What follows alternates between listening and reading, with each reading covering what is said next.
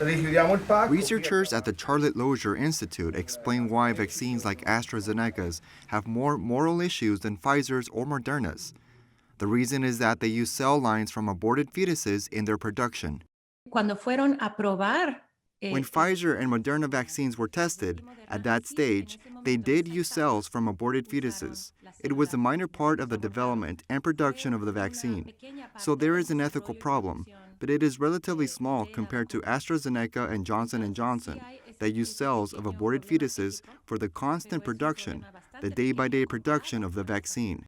On December 14th, the U.S. Conference of Catholic Bishops pointed out this moral issue, but stated that it is licit to be vaccinated in the absence of an alternative because the common good is at stake. Days later, the Vatican confirmed this position because the person who receives the vaccine does not have a direct involvement with an abortion.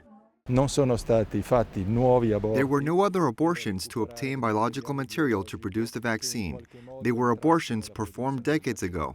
That is why the Congregation for the Doctrine of the Faith says that although the vaccine can be linked to abortion, it is a remote immaterial involvement. Remote means that it does not produce other abortions, but it uses the cell lines already present in the laboratories. Material involvement means that receiving the vaccine does not share the intention of the person who performed the abortion. At the same time, the Vatican called for the responsibility of pharmaceutical companies and governments not to continue producing medicines with this material. Gracie Christie from the Charlotte Lozier Institute explains the reason behind the production of vaccines with aborted fetal cell lines. It is more cost-effective. It may be cheaper or simpler for AstraZeneca or other pharmaceutical companies to use things they have on hand than to go looking for other cells. However, most of the vaccines being produced use cells that are not from aborted fetuses for their production. If there is no alternative available, you must take the vaccine offered to you, and there is no ethical problem as a patient. However, what I would like to say is that we should ask pharmaceutical companies to use licit, moral, and ethical ways in this context to do their research. As customers, we have that power.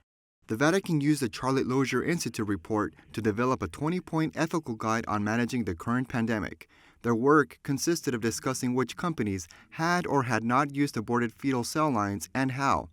This report served to differentiate the moral responsibility behind some vaccines from others.